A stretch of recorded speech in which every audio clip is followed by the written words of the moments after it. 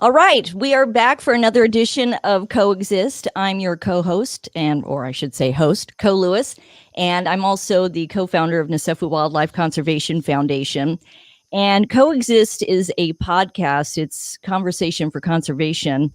I created this because being in the world of conservation, I was finding that a lot of great organization and great people are doing God's work every single day. They're changing the world. But a lot of people might not be aware of the work they're doing, who they are, their story, and how they came about to where they are today. And it's been, I think it's May. I think it's in May. It will be 1 year that I've been doing these podcasts. And I cannot tell you how much I've learned in 1 year from all these great people and these great organizations. And today is no exception. And I'm going to be speaking with the founders of the Zambesia Conservation Alliance. They go by ZCA, and they're based out of Zimbabwe. And the founders are Robin, Luke, and Suzanne Brown. And Luke and Suzanne are in Zimbabwe. They just bragged before we went on air that they just saw a bull elephant, just to ruin my day. Thanks a lot, guys. Well, welcome. We're so happy to have you here. Thank you so much for having us. Absolutely. And we've got Robin in England, who is representing the UK right now for your foundation and your organization. Great to see you. I am so happy to have you on for several reasons, for personal reasons, for reasons of the greater good in conservation. And I'll tell you a little backstory because we want to get to the video that kind of tells the ZCA story and what you guys are doing and what you're trying to achieve in Africa. So a couple of months ago, one of my teammates at Nasefu said, "Hey, we got a contact from a group called Zambesia Conservation Alliance, and they want to talk to us about Nasefu and what we're doing." I'm like, "Oh, that sounds like fun. Sure." So fast forward, we have a Zoom meeting talking about our similarities, our common ground, our common vision for conservation in Africa. We've been watching the decimation of wildlife over the years, kind of feel helpless in the situation.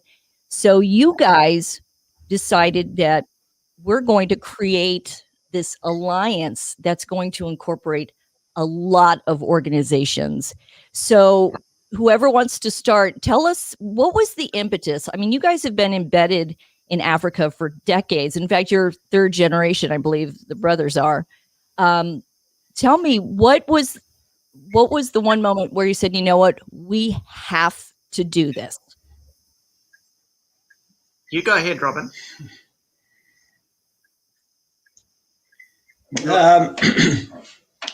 It was not something that really just happened all at once. So, I mean, obviously we're in the tourism industry, passionate about wildlife. Our businesses rely on wildlife, but we grew up in nature as well. Our family very much took us out into the bush as often as we could get there. So, we felt like part of us was partly involved in conservation forever. But, when COVID hit, it provided this unique opportunity. We had time on our hands, and there was nothing better to do than to lend a full shoulder to conservation. We said this is the time, and that was it, the birth of the ZCA. And I applaud that because, a lot of people, when COVID hit, a lot of us were lost. It impacted our foundation. We kind of wondered, how are we going to muddle through? And you guys took a crisis and then opened up your scope of, you know what, this is now the time. We're not going to worry about what's going on right now, things that we can't control. We're going to start working on things we can control.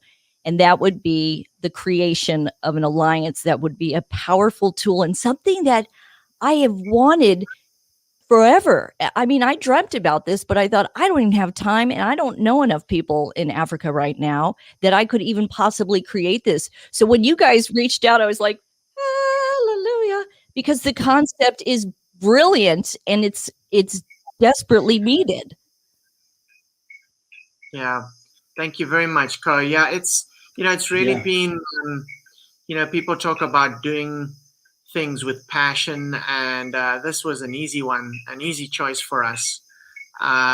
We love wildlife. We've grown up with it, as Robin says, and we've been trying to give back through our tourism businesses. But when the opportunity came along to get more involved and to work even closer with a lot of the players, doing incredible work on the front line right across the region, it was obvious that's what we needed to get involved with. And we're spending pretty much every waking moment thinking about this, and we think about it positively, but we also think about it with a lot of concern and worry, because we see habitat loss happening on a large scale in the region, and I think so there's both a carrot and a stick in the approach and in the incentive behind this. So, Luke, you're a zoologist by profession, obviously a conservationist at heart, and you have a passion for marketing and media. And Robin, again, third generation Zimbabwean, co-founder. And you guys, like you said, are very involved. You've got, is it Vanyeni Safaris and Kansaf? So you guys actually do have businesses that rely on wildlife, and you are very entrenched with anything to do with wildlife and the natural resources of the area. So it makes sense that somebody with skin in the game, as they say, be part of something and have the vision, because you actually know what you're talking about. When you're talking about numbers, you're talking about the obstacles that foundations face, the lack of information or misinformation going on in Africa. And the one thing, when I was driving in, I was thinking about where you guys have come into this really sweet spot of work, is that there are so many organizations really doing great work in Africa. The problem is, I feel there's such a waste of resources because nobody knows what the other people have done. Have you doubled up in one area, left one area vulnerable? There's no sharing of numbers. I found it to be very kind of cliquey in a way, like hard to get information from other organizations. I wasn't understanding this because I said, when we started this, any information that Nsefu gathered on the ground and in our work, including our mistakes, we would be happy to share with anybody and disseminate the information so people can learn and move on from it and not waste time in an area that we tried, that we failed in. We found something that worked. So this is where you guys are taking this on a grand scale. And explain with the name Zambezia, where the region you're talking about and where you're covering. Right. Yeah. Thanks for that. So the Zambezia, well, first of all, the term Zambezia is a pre-colonial term. So it sort of surfaced around about the time that explorers from the West and the North were coming to Africa.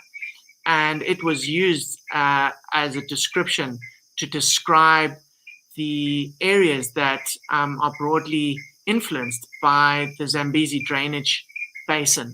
Mm-hmm. And so Zambezia stretches literally from Namibia in the west right across to Mozambique in the east, and largely follows the Zambezi River.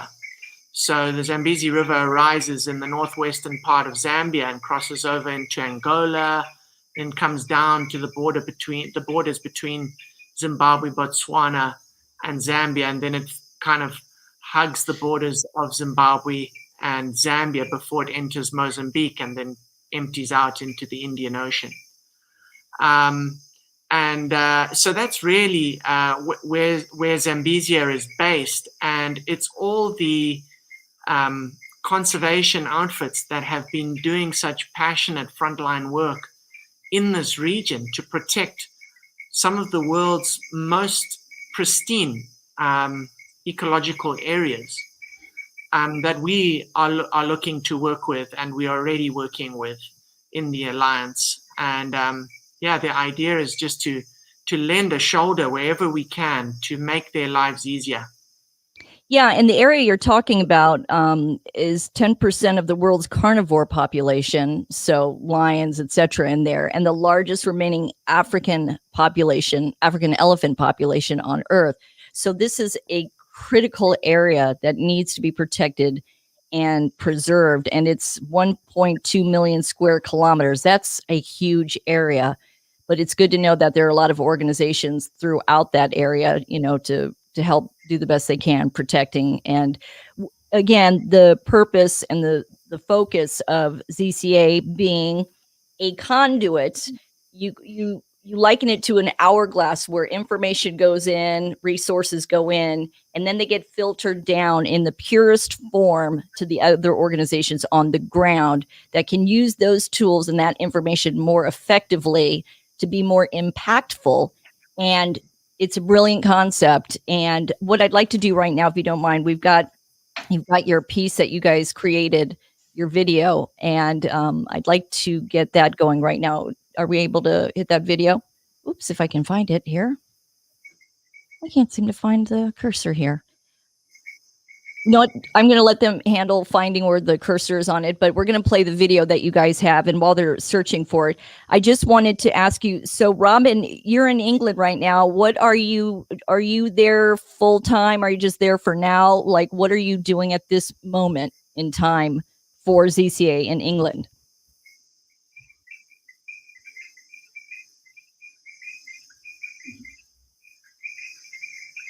Can you hear us, Robin? Oop, I don't think Robin can pick us up right now. So anyway, I did find the video. So we're going to play this video right now, you guys. So everybody can listen. They can see it on Facebook Live as we're doing it right now, and also on IQ Podcast. So let's check this out from the Zambesia Conservation Alliance, the video, and it's fantastic.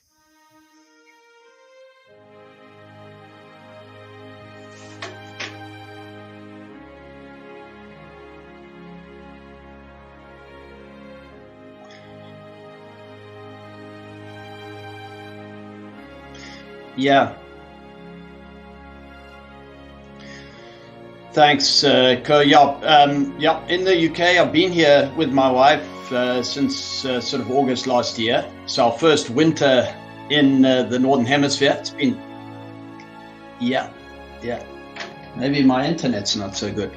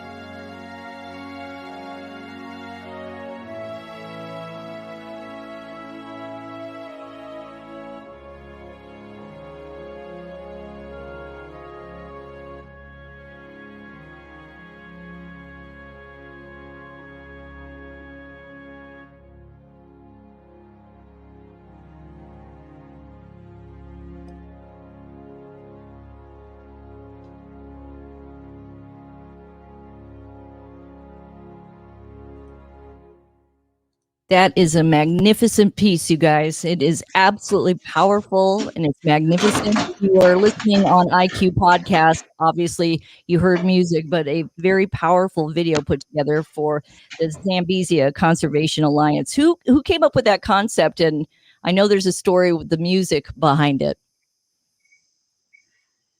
That's right. It was actually Carry on, Rob. I don't know if you can hear me now, Coe. Yeah, you know what? And for our listeners, we're dealing with multiple locations, Zimbabwe, England. So we're going to have some delay and everybody understands it. We're living in a COVID Zoom world. So it's okay. Continue on, Robin. Yeah, so we've actually got a project on the go in partnership with the Commonwealth Music. And we were linked to the Commonwealth Music team through one of our executives has joined the ZCA, Nick Home. And it's just been one step into this wonderful world, introduced to Simon Hoare and his musical team. Just amazing how they've embraced this project that we're doing with them, which is very exciting. Actually, Coe, you'd love to hear about it. It's called Ranger Alert. You're going to hear more about it in the months ahead. We're looking to really raise the awareness around the great work that rangers are doing in Africa. And I mean, we've all heard about the dreadful things that have happened recently in the Congo, and so we really feel that this is important. But so Commonwealth brought in, the Commonwealth Music team brought into this concept, and I think you're going to see more music coming out of this channel soon too. It's a powerful piece, and it speaks volumes. Even not one word is said. The visuals tell the tale of what's going on. And so, Robin, you were to identify the outreach partner operators. So question is, like, where are you looking? What are the qualifications that make you think, yeah, this could be a good match? Like if somebody, part of the reason I created Coexist is for newer foundations to learn stuff along the way from pros or people who are just starting as well. What makes you think, yeah, this is good? And if somebody was interested in being part of the alliance, how would they contact you guys? What's the procedure? Well, I mean, thanks, Coe. So obviously we're looking in the region, and we're looking mainly at the peripheral areas around the big parks. So there's just amazing operators around parks like the Kafue, around the Luangwa, around Hwange National Park, Etosha, Namibia, and so forth and so forth. And then going back from that, a lot of these operators are working in very difficult circumstances, community areas, not always the most photographic wildlife type areas. A lot of them are tough areas to work in. And so what do? We make sure, obviously, that these are legally established operators. And when I say operators, these are operators in the game of conservation. Not all of them are specifically doing anti-poaching work. They may be doing community work. They may be doing forestry work or whatever, education work and so forth. So we then meet with them. You can always obviously gauge from meeting folks like this if they're really passionate and really into what they're doing, and obviously look at the track record that they may have. And then we have to have a look at the books, of course, make sure that they're squeaky clean, legally established, squeaky clean, they're passionate. We obviously want to see what they're doing in the field. We get an idea for that in the area that they cover. And then really, that's the base criteria that we use. The idea is, you can just imagine there's a patchwork of ground out there that surrounds these amazing wildlife areas. And most of them in our part of the world lack fences. So we've got an amazing opportunity to connect these parks through these peripheral areas for the elephant, for the lion, for the buffalo to be able to move between these big parks. And I honestly believe, and I know the others do too, that's the holy grail in our part of the world. If we can secure the peripheral areas to these big parks, we've got a chance hold on to wildlife for future generations. And these folks that we are uncovering out there, There are just so many the amazing people on the ground. They need help, and they need us to help tell their story. I think that's a big part. And ultimately, yes, of course, raise funds and get the support to them.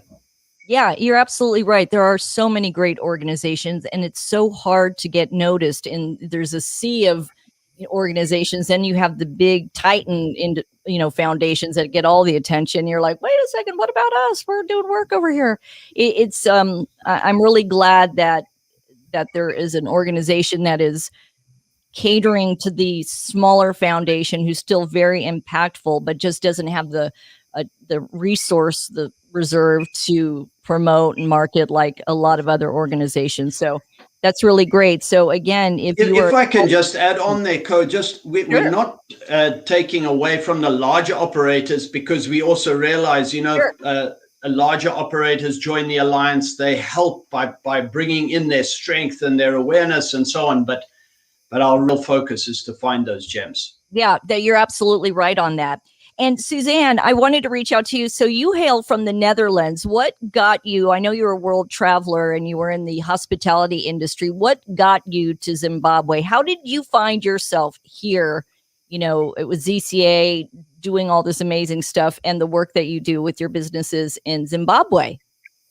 Yeah, good. Thank you so much for asking. Sure. Interesting, when you initially said, where does the passion come from Africa? If I look back, like when I was 8 years old, my dad gave me a book like Tipi Child in Africa, and I always loved that book. And then 20 years later, I actually met my now African husband. And we met actually in Dubai, out of all places, in the middle of the desert, where he was a safari guide in the desert. Wow. I was in food and beverage, and he hauled me out to Africa, and I've never left. It's like what people say, your heart belongs to Africa. It's very much the case. Every time it keeps pulling you back to this continent because of all its beauty. And where the alliance, interestingly, is so important, it's like the African proverb saying it takes a village to raise a child. The same as in the alliance, we need to partner, we need to talk, we need to work together, because we're in strength by numbers. So my position actually in ZCA is I'm basically the jack of all trades. I'm working more behind the scenes. I'm helping out where I can. I'm more like the person who dots the I's, crosses the T's, and helps setting up and doing the framework in the background, and let the brothers spread the word about the alliance. Well, that's wonderful. Your job is very important. And of course, keeping the boys in line, because we really know who's in charge there. Don't we, Suzanne? It's interesting that you mentioned the drawback to Africa, that you're always drawn back. I was raised on a game reserve in Ethiopia, the Awash Game Reserve. My dad was a safari operator. And even though we moved back to, we moved to Europe, the Middle East, and then back to the US, my heart, I always knew in my life I would be ending up back in Africa. Didn't know where until I met Victory Wallace through a random meeting through my radio show with her husband. And you're right. Ever since I've been back in Zambia doing work, since I couldn't go back this summer because of COVID, I feel like empty inside. I literally am counting the minutes till I can go back, because I always find Africa to be a complete soul reset. We're so wrapped up in material things over here in the Western world. But when you go to Africa, you see the purity of real life on the edge, people just barely making it.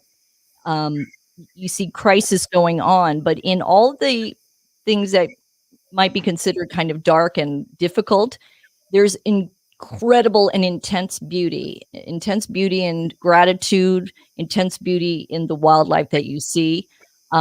There's nothing like it. And I always encourage everybody I know, I said, one day you've got to come over and you'll see what I'm talking about. The second you put your foot on the ground, everything changes. The perspective changes.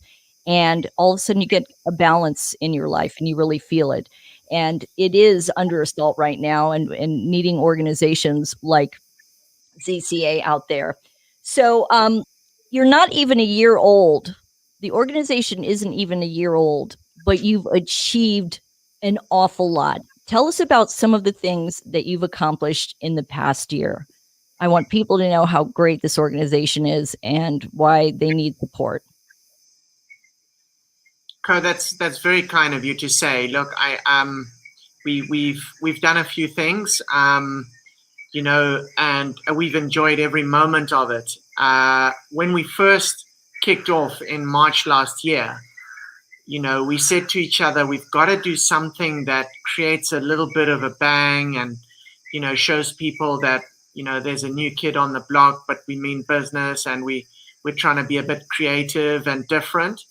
And so we set up a thing called the Conservation Games, where we had, I think, 78 different sporting men and women that had represented or currently represent their country in some form of sport. We had about 14 or 15 different sporting disciplines, everything from golf to football to rugby to sailing and motocross, the whole bang shoot. You know, when you look at, when you zone in on Southern Africa and East Africa, you find that there's a lot of people who have done very well in the sporting circles. And so we got them together and we put them onto Zoom, and we split them up into 4 teams, and we said, right, guys, you've got to go and come out and put one person forward from your team to play another person from another team. And so we would have like the former captain of the South African rugby team playing the goalkeeper, the former goalkeeper for Liverpool.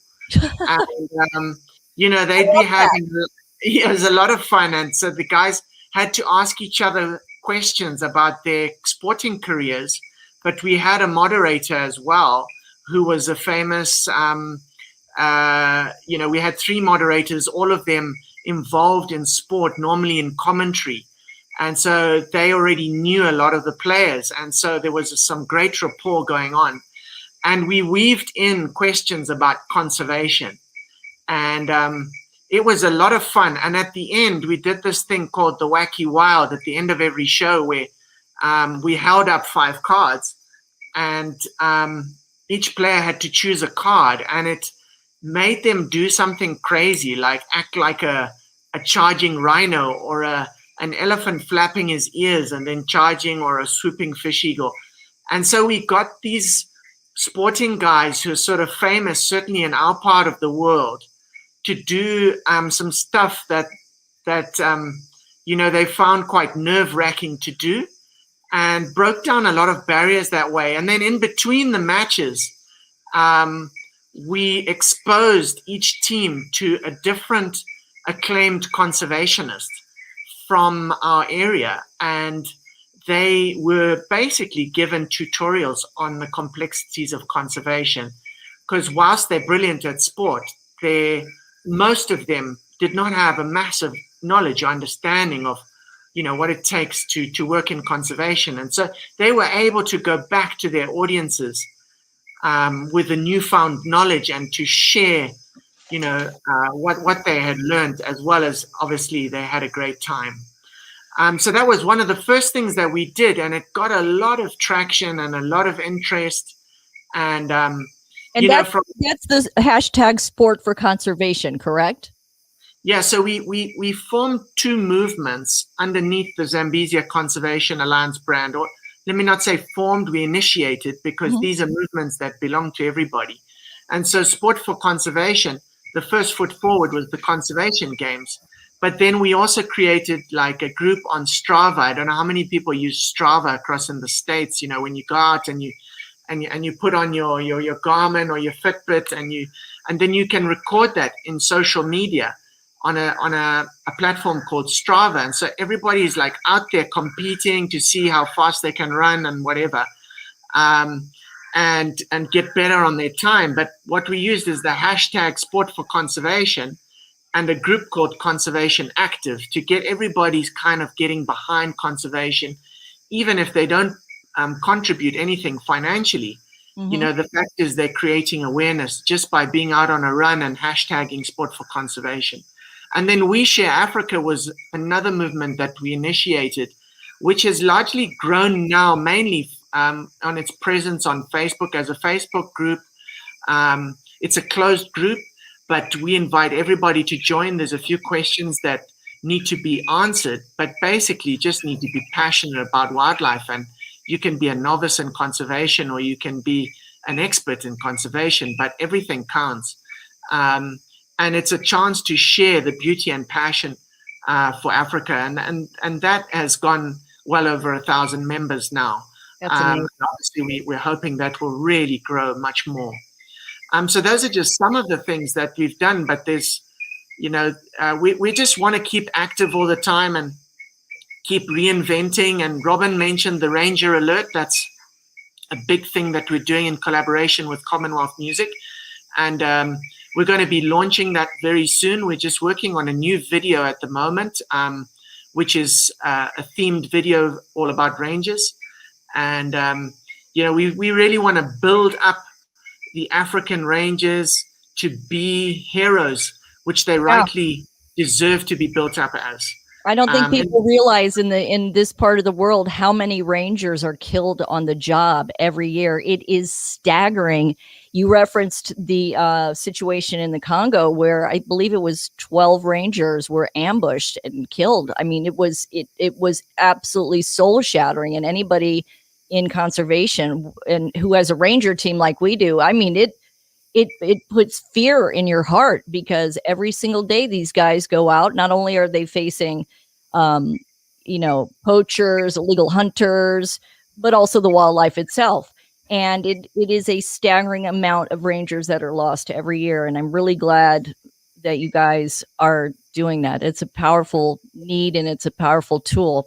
And before I forget, I just wanted to go back quickly to your sport for conservation concept and share this with you so you can disseminate it to all your other organizations if they're not already doing it. Our operations manager, Steve Zulu, on his own initiative, went around the Nsefu sector and interviewed the teens and youth of the sector, asking them what they felt about their wildlife and what is needed for them to not be drawn to poaching or lured by a few kwacha to go do something like that. And they said they needed some organized sports and organized activity.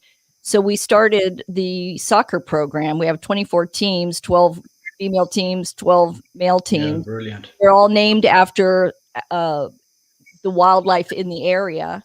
And it is a smash hit. It doesn't take much, but now you're talking conservation, you're linking conservation, and the signups were immediate. So 24 teams of kids have something to do now every day after school. And it's just a simple thing, but it really is important because sports figures are very important to them. So something like you getting all these sports stars together means everything to the kids. Very much. And it's indeed, well done.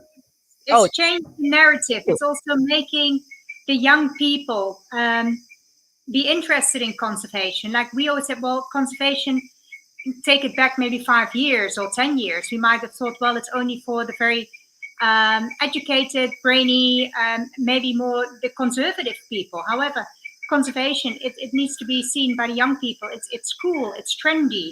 You want to be part of it. And if you can link that with like sports, what we have done, you're reaching a far wider audience. And that's kind of like the children are the future. We have children ourselves and we need to, it's an obligation to protect nature for them and have them look after it for future generations to come. Yeah. And also if you're dealing with other organizations that have schools or are involved in schools, we started conservation clubs in every single school. And everybody signed up, like the whole class signed up, not just a few people, the whole class signed up. And then unfortunately, school got shut down with COVID. So we're going to be ramping that back up. But that's another concept that you can share that we tried and it was a hit. So if you are dealing with other organizations that have worked with school kids and stuff like that, introduce the concept and we'll have like an annual award for the most successful conservation club, like picked up the most trash or just picked up the most snares, whatever the goal is, it's something they want to do. And again, if we get the kids when they're malleable and they're young, ingrained with conservation and the importance of their wildlife, it changes. They're the steward, they're the future. So I think that's fantastic what you guys are doing, because you're going to be a conduit now with ideas. You can spread it out quickly across many platforms and many organizations and say, hey, try this because this will work.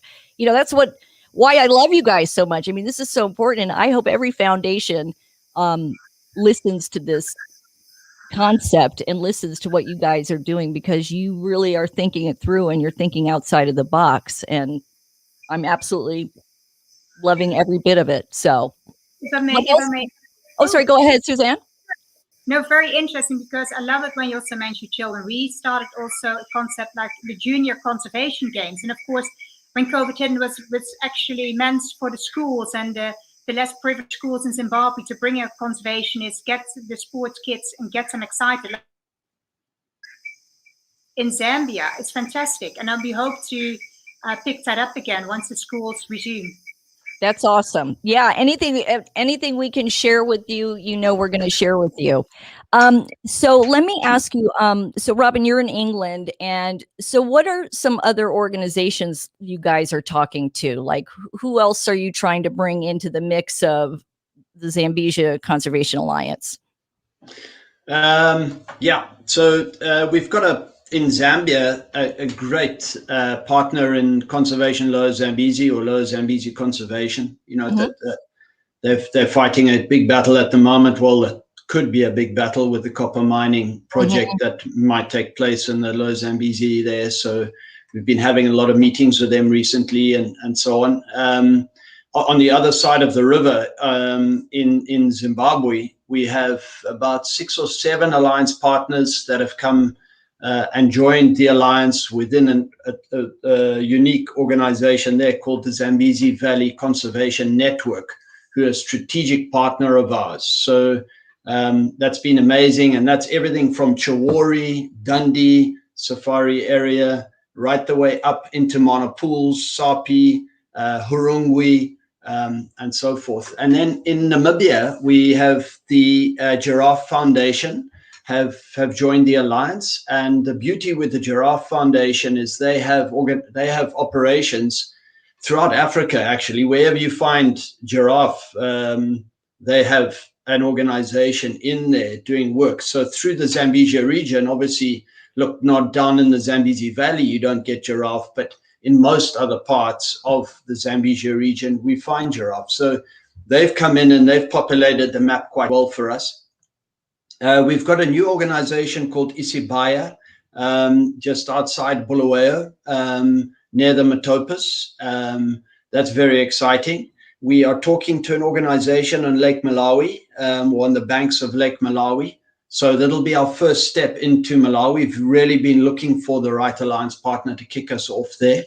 In Mozambique, we're talking to a couple of operations on the banks of the Kawara Bassa.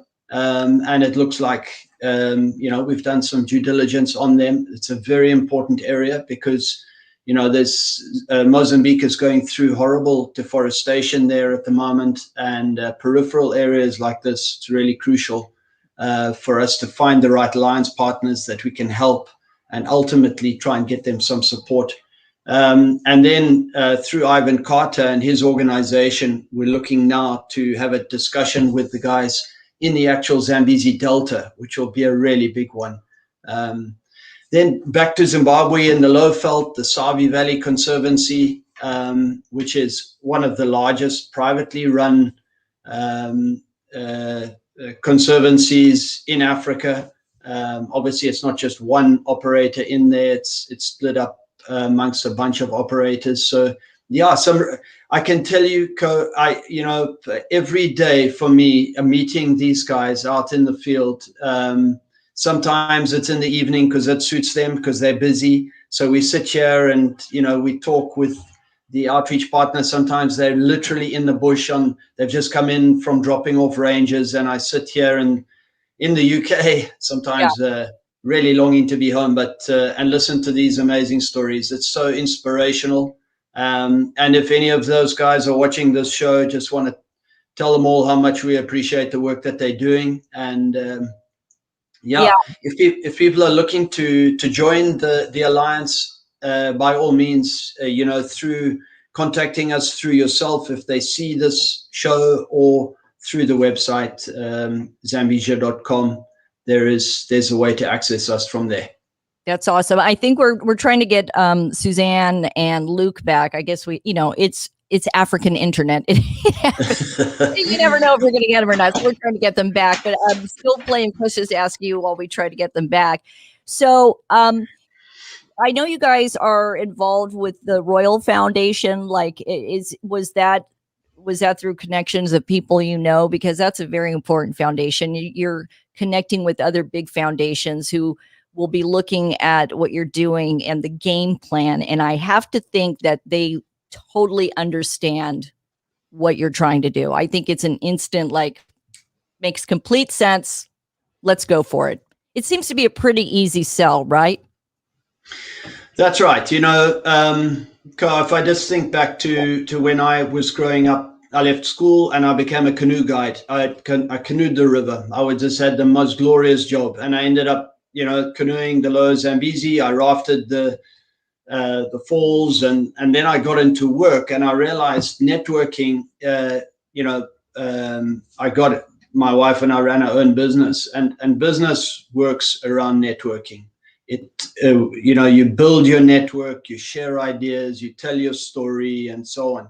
And, you know, conservation, yes, people sort of think, you know, it's a charity and so on. It's a business. Conservation is a business. And you know, obviously conservation and tourism go hand in hand, but we need to get beyond that. We need to find unique ways of adding and telling the story of conservation outside of just, you know, it's animals just to take a photograph of. And this is where the Royal Foundation, United for Wildlife, and these types of alliances, we're starting to realize that the business of conservation affects all of us. It affects banks. It affects, you know, the whole spectrum of the economy.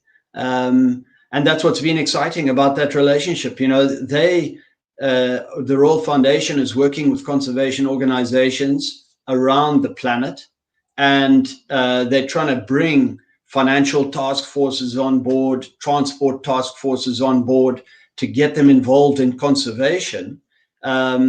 And they don't have time to run around on the ground and locate individual operators out there, as much as I'm sure they would love to do it. They just simply don't have the time. So when we said to them, you know, we're building an alliance and we've already got sort of 16 members signed up here, it was a no-brainer for them. You know, just for viewers who might be tuning in, maybe this is the first time they've seen Coexist, and we run this show over and over, or if you're listening on the podcast, there are some unusual circumstances that are facing Africa that not everybody quite understands until somebody explains it. Then they're like, oh, the light bulb goes off. We're dealing with other countries coming in and forcing their will on countries. And what they do are, there are crime syndicates around the world, mostly out of the East, you know, in Asia.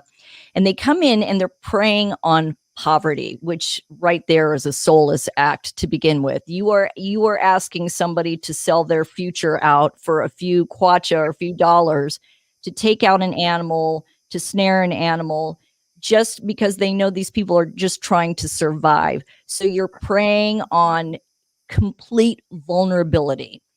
Then they come in, they strip all the resources out, they leave a massive destruction behind.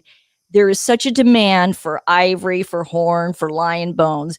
It's an insatiable thing. We've got a traditional medicine, you know, situation going on in Asia, where they don't seem to really care what happens to the species. They want the product now. They want it for whatever they, you know, people, we say this time and time again, but it's a fact. You know, when a rhino is killed, that horn is usually out of Africa in a few hours. It's helicoptered out, it's shipped out, it's gone. I mean, they get it out. This is a business. And sometimes in the black market, it can go for $350,000 for one horn. So that horn is used in different medicines, cures cancer, sex drive, all this stuff. But it's actually the same product that your fingernails are. It's keratin. It's the same thing. But they have built in this lie of what these products can do, and the lion bones and all this stuff. So they are literally, they don't care. They are just burning through Africa, consuming and ravaging everything in their way. They're leaving this swath of destruction behind, and they're just off on their merry way. And the crime syndicates are some of the most vicious out there. I mean, I think they make the Russian mob look like Boy Scouts. I mean, it is a heinous industry if you are involved or going against them. So they are also equipping so many of the people on the ground with AK-47s. So you're just a normal ranger team with normal gear, and you're dealing with people who are militarized, especially in areas where they're rhino. That's a whole different protection game right there. That is like Navy SEAL teamwork, like Army Ranger level. It is a very, very difficult thing. So people have to understand that we're losing 100 elephants a day, anywhere from 3 to 6 rhinos per day. The pangolin is the most trafficked animal in the world. We're losing millions a year. So something has to happen. So I'm so thrilled that ZCA comes in, and people are probably wondering like why I'm so excited. It's because, we're slugging away on the ground. We need help above us. And ZCA is that help above us to help us focus on what we do best and not have to worry constantly about fundraising and paying the salaries of the rangers. That's drains you. If there was like an ally, that umbrella above us to help us so we could actually do our job, we'd be way more effective. We would be doing so much more, and we could help others do so much more. So again, I really applaud the whole concept that you guys took the time to think about it, design it, and actually do it. And I'm sure I speak on behalf of many foundations. Thank you for that. And I'm hoping it's a blueprint. You guys are covering the Zambezia area, but I hope it's a blueprint that's covered around the world, Thanks, Coe. That's very kind. And thank you for joining our alliance and to the others out there. And it's going to grow, and we'll be stronger for that. What can we do? What can our listeners and viewers do to help you? What can they do to support you? Is it information? Is it resources? Is it contacts? How can we make you bigger and better faster? Yeah, you go, Luke. I think the biggest thing that we can do right now is get this information that we're channeling out to as many people as possible. We need to convert people one at a time. And when I say convert, I'm not like, it's not some kind of cult or religion. It's, we've just simply, there's no more time left for people not to understand the value that biodiversity brings to us in this world. And so many people have sort of lost consciousness of this stuff and think that it's not important to them. And so, our chief role as ZCA is to bring the efforts that people like you and Nassef who are doing to a bigger stage. And we will do that in every way that we can, with as much passion as we can. But we can't do it alone. We have to have people literally sharing everything. This is not about ZCA. This is about a real fight. We're fighting against the third biggest crime now in the world after human trafficking and drug smuggling. We're in the same league as terrorism when it comes to the illegal wildlife trade. It's something that needs its story told. And this year we've got COP26 coming up in Glasgow, which is a climate change conference. And then in May, we've got Kunming, COP16, biodiversity conference. And we need those, we need messages to get out to the leaders and political actors that are going to be attending those conferences, because the very future of the next 10 to 15 years is critical for the planet, not just from a climate change point of view, but from a loss of biodiversity point of view. And so all we want to do is add our voice to that, and anybody that can help us share that, would be great. And the more that people learn and understand, if they come in and they don't know anything, if they just watch a video like the one you showed earlier, which we created, it's difficult for people not to love that video, and then that stimulates something inside of them, which makes them want to understand more. And then, they don't need to know everything about conservation straight off the bat.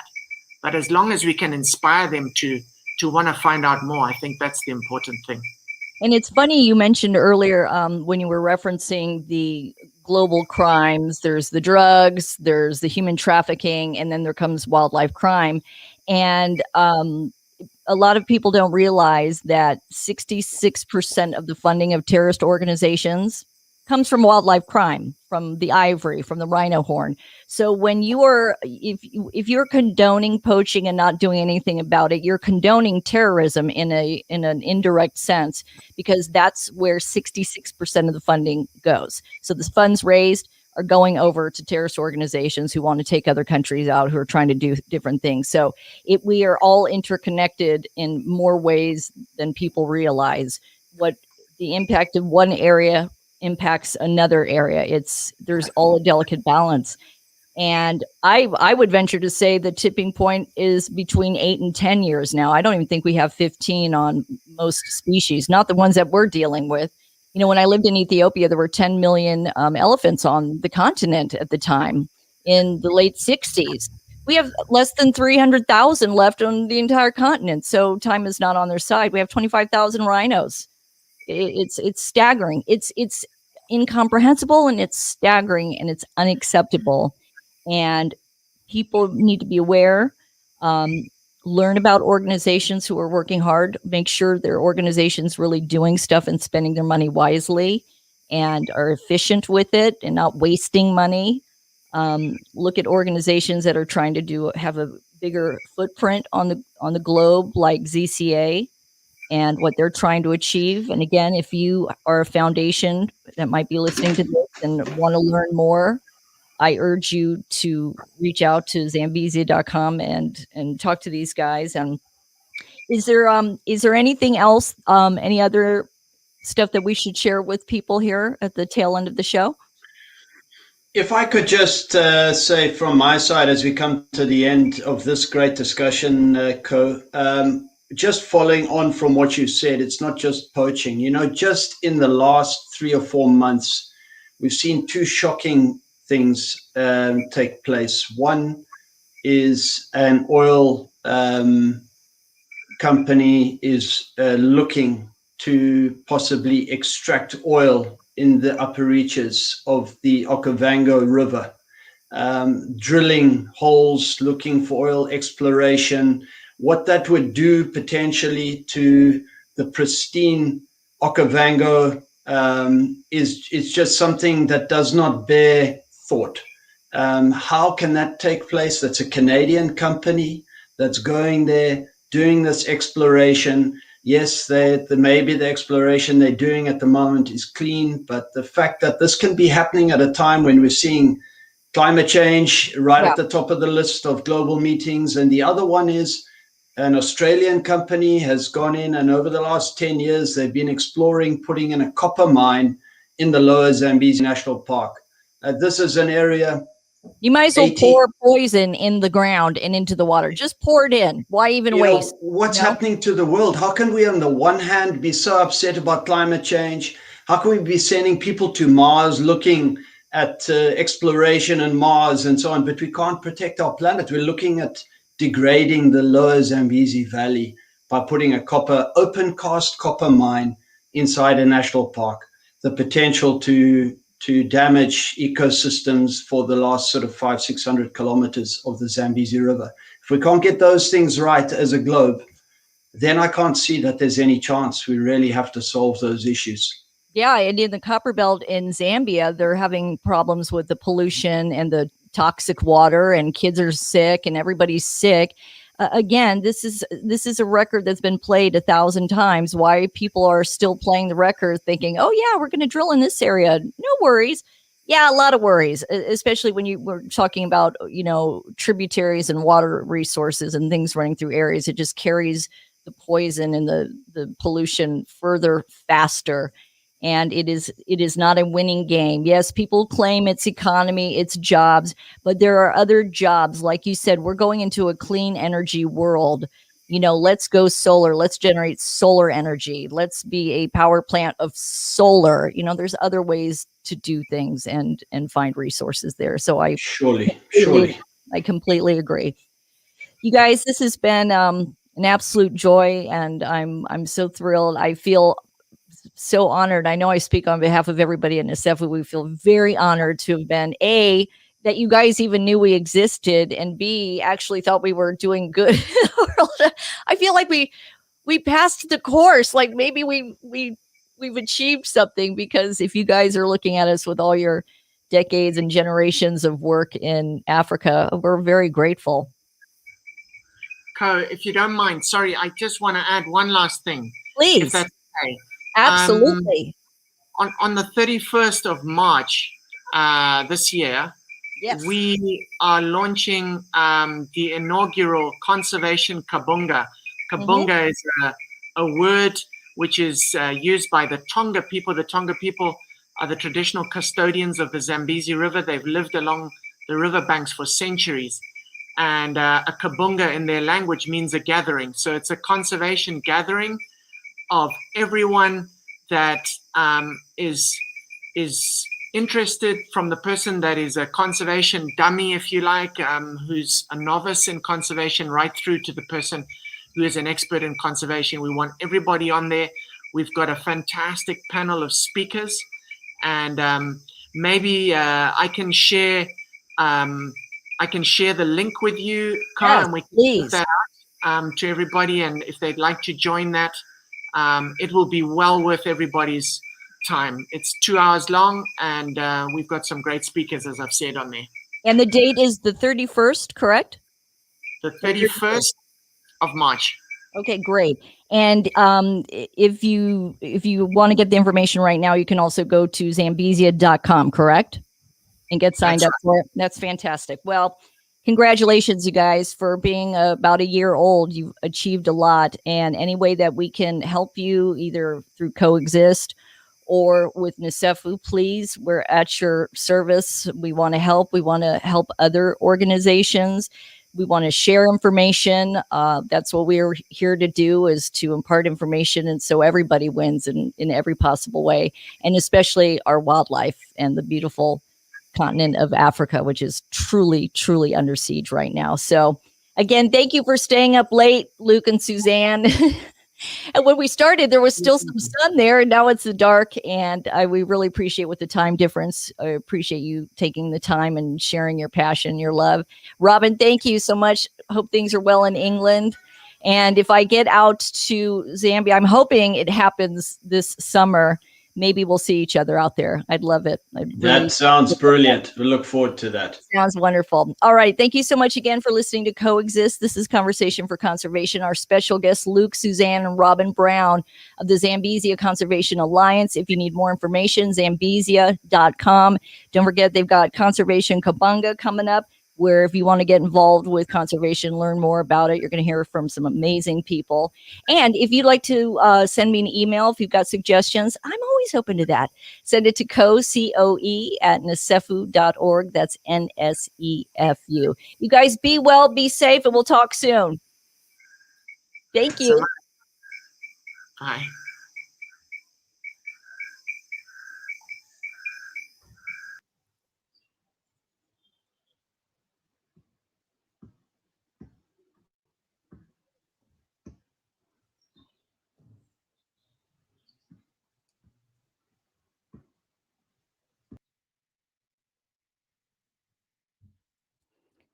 Thanks, you guys.